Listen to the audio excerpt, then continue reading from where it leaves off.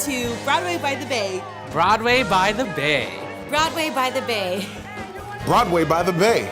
Welcome to Broadway by the Bay. Broadway by the Bay. What drives me as a performer is really the storytelling. I think there's a really interesting thing that happens when you walk into a theater, whether you're an audience member or an actor, or maybe you're backstage or you're a musician, and all of the different elements and pieces that go into putting on a production. It's so magical when it all comes together.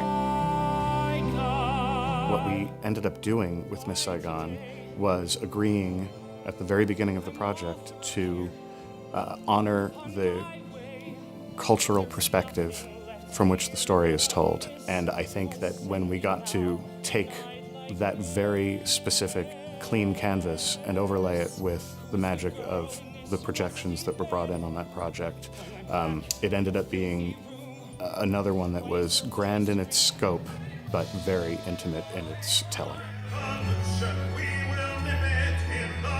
My favorite part of the process is the rehearsal. Meeting the cast for the first time, seeing their energy, and then knowing that I'm going to teach them something, but actually teaching them something different than what's on the page. I like to teach the meaning behind it and why the composer wrote it that way, why you need to sing it in this certain way to create that character. The part that I also love is at the Sitzprobe. So it's when the orchestra meets the cast and vice versa. Something that I like to do is really create a bond between them. For example, when you sing this line, the flute has this as well, so you need to duet with the flute. So it kind of lifts it off of the canvas, lifts it off the page, and it creates such a more magical experience. So Les Mis was a little scary coming in as a director. It's a large show, and there's a lot of expectations from all corners. You know, I couldn't have asked for a better company to do it with.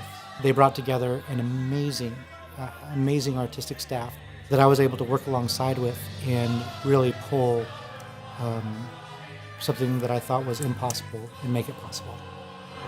I perform because it is my kind of creative and artistic outlet. And it's not, let's just read the script, let's not just sing the song. It's how do I take my personal emotions and put it in there. Performing there's this almost like out-of-body experience here. It's liberating. As a performer, you can change lives.